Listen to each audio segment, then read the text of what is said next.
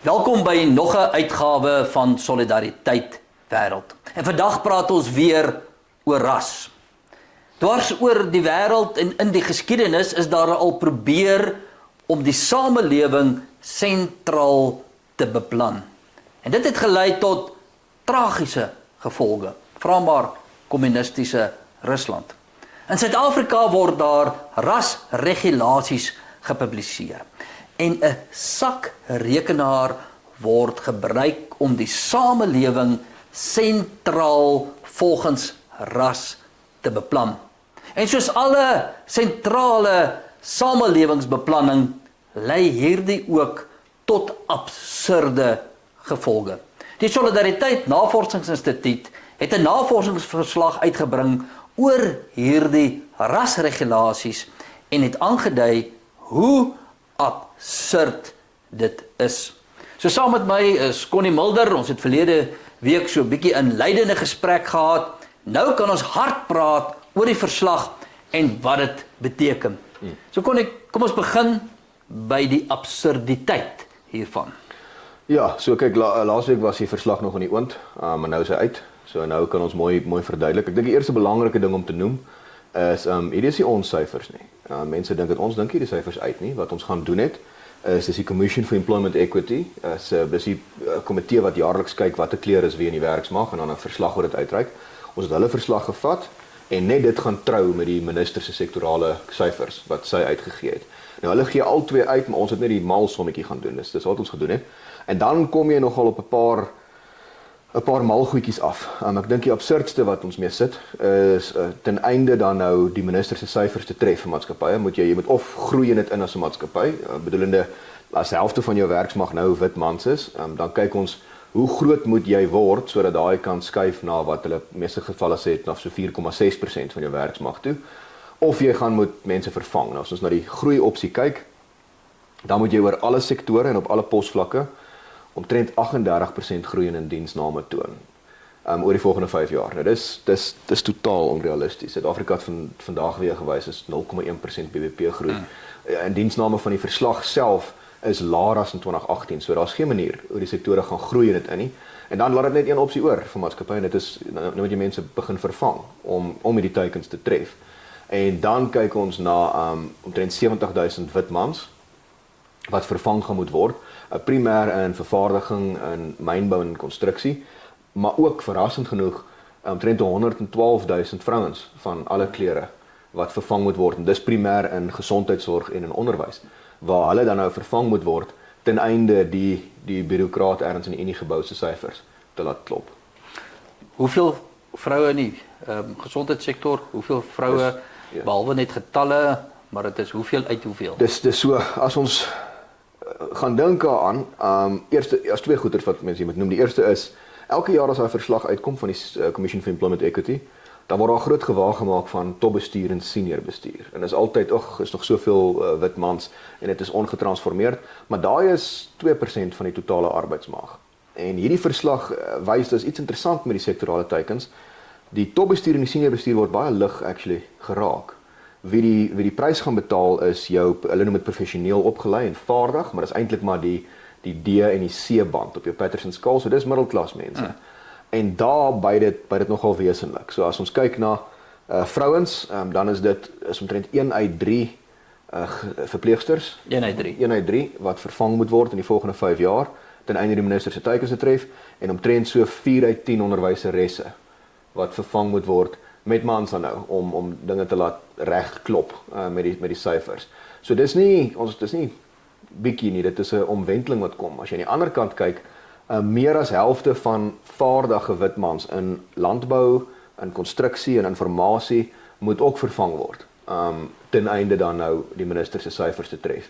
En dit wys dit vir jou, dis die ANC wat toen, hulle hou aan daarmee om regulasies en wette te maak vir die land wat hulle dink hulle het, en hulle fokus nie op die land wat hulle het nie, waar vrouens ander werke doen as mans uit vrye keuse uit. Niemand dwing hulle nie. Vrouens is meer geneig om gesondheidsorg toe te gaan en mans is meer geneig om vervaardiging en mynbou toe te gaan. En selfs daai onderskeid op geslagte is iets wat die ANC nie kan uitstaan nie en wat hulle wil standaardiseer.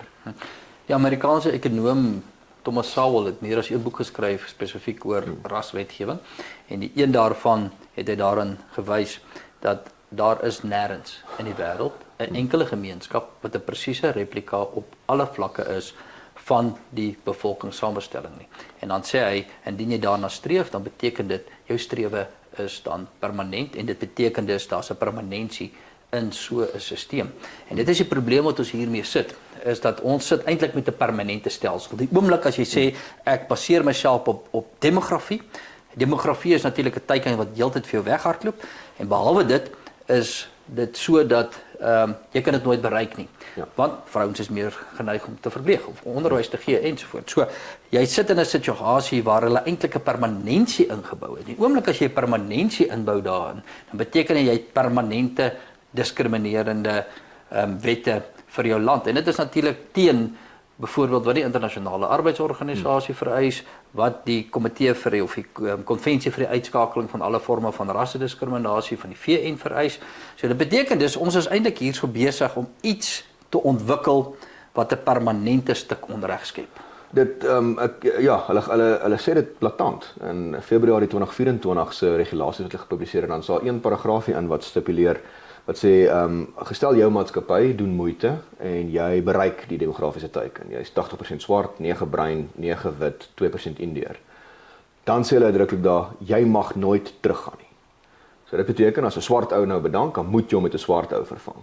Nou dit is lynreg teen 'n tydelike ding om onreg reg te stel. Dan sit 'n ewigdurende inmenging in die arbeidsmark. Jy moet te alle tye soos die lyk op alle vlakke.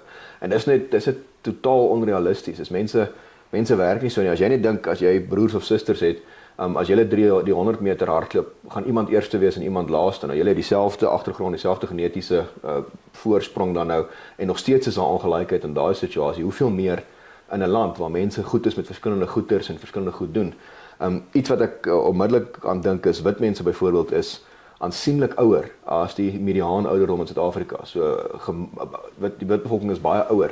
Wat sal beteken jy verwag in die arbeidsmark dat die wit bevolking oorverteenwoordig op meer senior bestuurvlakke sal wees, want dis ouer mense. En as jy nou 20 jaar al in die arbeidsmark is, dan is jy geneig om op sulke vlakke te begin beweeg. Maar die ANC neem dit glad nie in ag nie. Hulle gee dit nie om nie. Hulle kyk net na ekonomies aktiewe bevolking, niks anders nie. En dit beteken die nuances van waar bly mense, bruin mense wat meer in die Kaap gekonsentreerd is, word ook nie in ag geneem nie. Dis net nasionaal, jy moet 9% wees. So as jy nou 'n firma in die Kaap is, dan sit jy met die probleem, jy is omring deur baie meer bruin mense as die nasionale gemiddeld, maar jy gaan hulle nie in diens mag neem nie, want jou syfers gaan verkeerd wees. Jy gaan moet 'n plan maak. En dit is sosiale ingenieurswese wat ons regtig nog nie gesien het nie, veral nie internasionaal nie. Niks is so drakonies soos hierdie nie. En wat mens moet besef, hierdie regulasies is dis nie handskit en kumbaya en as jy wil of nie, daar's baie harde strawwe aan die einde van hierdie. As jy nie voldoen aan hierdie syfers nie, jy moet inteendeel wys dat jy hierdie sektorale teikens van die minister in ag neem wanneer jy jou plan opstel. En as jy nie voldoen nie, dan kan hulle jou beboet met tot en met omtrent 10% van omset of 'n paar, ek dink is 2,5 miljoen rand of 10% van omset wat ook al meer is. So daai is die tipe boetes wat 'n besigheid toemaak. En nou moet jy jouself afvra, dis nie dat jy streef daarna as jy dit nie bereik nie, dan sit so nie. As jy nie voldoen nie, is daar wesenlike tande wat jou kan byt hier. Dis nie grappies nie. En dit maak dit al hoe erger. Is jy het geen maatskappy wat kan voldoen hieraan nie. Net op geslagsgronde al gaan maatskappye bloed sweet om te kan voldoen aan. Op rasgronde gaan dit nog moeiliker wees. En as niemand kan voldoen nie, dan eindig met 'n situasie waar die ANC enigiemand eintlik kan gryp en toemaak as hulle sou. Ek gaan nou terugkom na die hele vraag oor wat gebeur as mense nie kan voldoen nie, maar voor ek daarby uitkom, in die openbare sektor het hulle so flits getransformeer dat dit mag dalk nou implikasie hê vir swart mans. Ja. Met die sakrekke daar is te veel swart mans in die openbare sektor. Dit is die ding is swart mans is oorverteenwoordig, so daar moet so 15,000 swart mans in openbare administrasie en verdediging ook vervang word, maar die punt is, ek dink ons wat stel mens reg dan? Nee, niks. Maar dit is die ding is die knipoog daaraan is en dit kan ons sien uit die teikens uit. Is daar 6 vlakke. Die onderste 2 is onvaardig en semi-vaardig. Dis die A en die B band van die Patterson skaal en dan sit vaardig, professioneel opgelei, senior bestuur, topbestuur. En die onderste 2 vlakke is oorgetransformeer. Hulle trek al op 90%, 92% swart. En fascinerend genoeg daar word nie teikens vir hulle gestel meer nie. Maar word nie teikens gestel wat sê nee, julle moet verteenwoordigend wees. So hierdie gaan nie oor verteenwoordiging nie, dis wat die 2023 teikens ook gewys het. hulle gee nie naaste by so baie om die demografie te weerspieël nie. Hulle gee eintlik net om dat minderhede nie oorverteenwoordig is. Dis die kruks van die saak is. Solank as dit minderhede nie oorverteenwoordig is. Hoekom teiken hulle dan die 15.000 swart werknemers in openbare sektor? Ek dink hy's daar geteiken, maar ek dink hy gaan toegepas word op enige vlak nie. Hulle gaan hom Maar kom ons gaan nou na die punt toe van nie toepas nie. Indien mens op 'n punt kom waar jy 'n stelsel het wat onimplementeerbaar is. Dit raak totaal absurd. Jy kan tog nou onmoontlik nie soveel vrouens hier skuif, soveel mans daar inskuif. Hierdie soort van maatskaplike manipulasie kan in praktyk nie werk nie. Indien jy 'n wet het wat geensins kan werk nie. Maar ek vat byvoorbeeld die tolhekke. Die tolhekke was daar net eenvoudig 'n nie voldoenings aksie gewees en dit het tolhekke tot 'n stilstand gebring. Die vraag is, indien iets so absurd raak soos nou, kan ons beweeg in 'n omgewing van dat daar net eenvoudig nie meer voldoening is nie en die gevolg daarvan is dat hy homself vasdraai. Jong, ek hoop so. Die werklikheid is ons gaan in so 'n omgewing beweeg want dit is nie moontlik om te voldoen nie. So maatskappye gaan nie voldoen nie. Hulle het nie opsies nie. Jy kan nie voldoen aan hierdie syfers nie. En dit beteken jy sit wel met die departement arbeid wat hard grom aan die ander kant wat sê ons gaan meer arbeidsinspekteurs aanstel, ons gaan die goeders doen. Maar uiteindelik is hierdie dan nou hoe die stelsel homself uitwoed want solank as wat jy die ekonomie sentraal uit 'n kantoor in die Uniegebou uit probeer beplan, gaan dit nie werk nie. Dit kan net nie so wees nie. En dit is die ligpunt van hierdie nuutsteekens is so absurd en dit dui net weer op die absurditeit van Suid-Afrika volgens ras so presies probeer verdeel. Dat niemand, almal gaan skuldig wees, niemand gaan kan voldoen nie. En uiteindelik gaan die departement arbeid sit met 'n onmoontlike taak is. Hoe doen jy dit nou? Die risiko is dan begin hulle kies wie hulle vervolg en wie nie. As almal skuldig is, dan kan hulle nou wenners kies en 'n voorbeelde probeer uitmaak. Maar ek sou argumenteer hulle vermoë is op so 'n plek as die private sektor nie die beleid vir hulle implementeer nie, kan hulle dit nie doen nie. Kyk, die reg is ontwerp vir uitsonderings. So dit beteken as hier dalk hier 'n uitsondering is en daar 'n uitsondering is, dan tree die reg in en dan kan daar opgetree word. Indien jy in 'n situasie is waar die reël is, jy kan nie voldoen nie. Ja. Dan is dit verskriklik moeilik om deur die reg te probeer bestuur. Jy sal net eenvoudig nog meer drakonies moet raak tot op 'n stadium dat jy dit nie meer kan doen nie. Hierdie absurditeit is deel van die kiem van die dood van die rasbedeling van Suid-Afrika.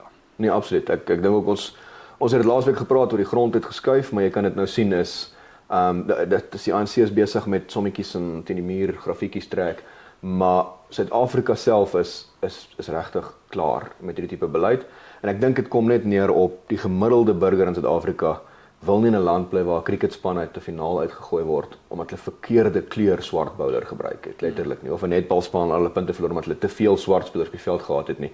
En dit is tog ironies, dit ek goed terug na die ANC het 'n beleidsdokument net so voor 94 gepubliseer waarin hulle gesê het wat is die redes vir herstellende aksie en dan waak hulle in die beleidsdokument dan sê hulle ons moet tog waak teen om 'n nasie te word wat met sakrekenaars van ons kop rondloop en die heeltyd kyk watter kleur is wie en wie word bevoordeel. Dit was presies hulle woorde. Dit is identies en dit is 100% wat hierdie stelsel geword het. Dit het 'n obsessie geword met watter kleur is die mense wat werk en hopeloos te min fokus op hoe kry ons die mense sonder werk in ene. Goed.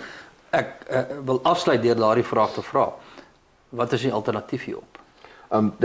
Dis eintlik baie eenvoudig en dit steur my dat ons nie net weier om hierdie in ag te neem. Dis groei. Wat hierdie beleid geword het is, dit het uitsluiting op grond van ras geword eintlik uitsonderlik. Wit mense letterlik, maar arm swart mense is geweldig van die ekonomie uitgesluit want hulle is werkloos. Dis die nommer 1 manier hoe jy ekonomies uitgesluit word is jy het nie 'n werk nie. En die alternatief op uitsluitende wetgewing is inklusiewe groei. Nou hulle praat baie van inklusiewe groei, maar wat hulle eintlik bedoel is inklusiewe groei van my beursie. Maar alle groei is inklusief. As Suid-Afrika 4-5% per jaar groei, wat ons kan doen is die gemiddeld in Sub-Sahara Afrika of die gemiddeld in die res van Afrika is tussen 5 en 7%. So ons is ver agter waar ons moet wees. As ons daai 5% groei handhaaf, dan is dit 'n kwessie van tyd voordat die hele bevolking wel voordat in diensname dramaties styg en net weens die feit dat die meerderheid mense in Suid-Afrika swart mense is die meerderheid mense wat baat by groei ook swart mense. Dis hoe demografie werk. So die antwoord hierop is groei. Maar die meerderheid mense wat die prys betaal as gevolg van hierdie stuk wetgewing se beperking op groei Dis ook uit die aard van die saak, die meerderheid swart mense, maar dis die meerderheid mense. Dis ironie. Die wetgewing is bedoel om wit mense te teiken en hy het gemik vir Silver Lakes en toe skiet hy Soshanguve weer dood. En dis redelik wat gebeur het hier. So ons moet net groei. En hoe jy groei dis nie moeilik nie. China het vir ons gewys, jy kan in een generasie het hulle 80% van hulle bevolking, dis 1 miljard mense, uit armoede uitgelig deur doodeenvoudig dereguleer jou ekonomie, kry belegging en maak dit maklik om 'n besigheid te begin en mense in diens te neem. Die tweede deel sou wees verskaf infrastruktuur, maak seker dat wanneer iemand iets op 'n trein laai, dit by die hawe uitkom. Maar ons kan nie daai deel doen nie weens die eerste deel. Ons kan begin deur te sê asseblief kom belê hierso. Bring jou geld, kom sit dit hier, skep werk. Ons gee nie om hoe lyk jy ouens wat werk nie. Ons wil net mense in diens hê. Ons wil seker maak ons kry ouens in diens. En dis hoekom ons teruggaan na Suid-Afrika is 1 toespraak weg van 5% ekonomiese groei. Ons is 1 toespraak weg en tot dusver weier president Ramaphosa net om daai toespraak te lewer want hy word gevangene gehou deur hierdie patronaatskap netwerk. Want al wat hierdie stelsel eintlik gedoen het en ek dink dit is die uiteinde van wat die gevolge hiervan is. Gestel jy kry nou reg dat jy hierdie 70,000 witmans elke liewe ene vervang met 'n werklose swart persoon. Dan daal swart werkloosheid van 36,9% na 36,6%. So dit het amper geen impak nie. En dis die kruks van die saak is wat hulle reg gekry het met hierdie stelsel is, hulle het niks gedoen aan swart werkloosheid, swart armoede of ongelykheid nie, maar hulle het 'n klein elite skatryk geword maak. En dis wat hierdie reg gekry het is. Dit maak swart miljonêers, swart multimiljonêers, terwyl dit die res van ons net al hoe armer maak. En daai swart miljonêers en multimiljonêers gaan hard beklei om dit te hou want dit is wat hulle ryk gemaak het. Maar ek dink die res van ons moet harder beklei om uiteindelik net te sê luister, ons kan nie meer bekostig dat hierdie klompie trog leegvreet nie. Ons moet seker maak dat groei oral heen gaan. Suid-Afrika se rasbedeling word nou nog meer gereguleer. Maar probleme kan nie reg gereguleer word nie. Probleme in Suid-Afrika sal reg gegroei word. Hierdie absolute drakoniese rasregulasies met sy eie absurde gevolge gaan lei daartoe dat hy homself dooddruk. In 'n sekere sin is hierdie regulasies eintlik te verwelkom, want dit gaan lei uiteindelik tot die dood van raswetgewing. Ons sien 'n verskywing op hierdie oomblik op verskeie vlakke wat die doodsklokke laat lei vir Suid-Afrika se rasbedeling. Volgende week maak ons 'n nuwe verslag bekend. 'n Verslag wat gaan aantoon wat die koste is van swart bemagtiging vir Suid-Afrika en hoeveel mense moes met hulle werk betaal het om die elite te verryk.